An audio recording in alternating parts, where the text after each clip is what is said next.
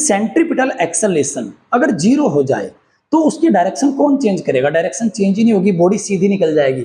अगर किसी circular motion में सेंट्रीपिटल एक्सेलरेशन ना हो तो बॉडी टेंजेंशियली सीधी निकल जाती है।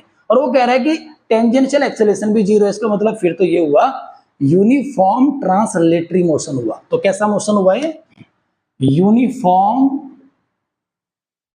ट्रांसलेटरी मोशन, ट्रांसलेटरी मोशन हो गया भाई।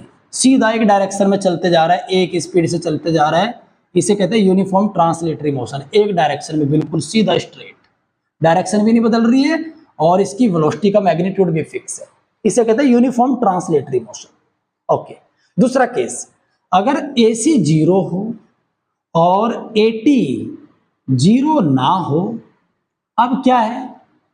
AC 0 का मतलब है डायरेक्शन नहीं बदलेगी, सर्कुलर मोशन नहीं हो सकता। सर्कुलर मोशन में AC होगा ही होगा, सेंट्रीपिटल एक्सेलरेशन होगा ही होगा भाई।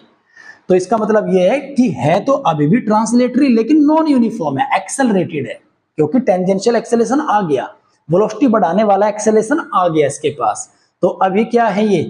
ये है non uniform translatory motion. Non uniform, आगे यही है, नॉन यूनिफॉर्म ट्रांसलेटरी मोशन। तो ये नॉन यूनिफॉर्म ट्रांसलेटरी मोशन है।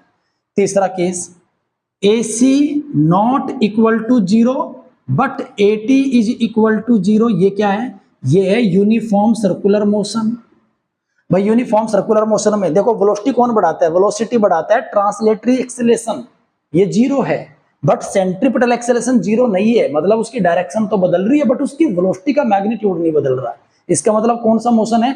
इसका मतलब है यूनिफॉर्म सर्कुलर मोशन। और अगर AC is not equal to 0 and AT is not equal to 0, अब क्या है? अब ये नॉन यूनिफॉर्म सर्कुलर मोशन। क्यों? सर्कुलर मोशन तो है क्योंकि सेंट्रीपिटल एक्सेलरेशन है, बट ट्रांसलेटरी एक्सेलरेशन उसकी स्पीड लगातार बढ़ाएगा, तो ये वाला केस बन गया। सो गाइस, ये सारी चीजें आपने डिस्कस करनी है और इसके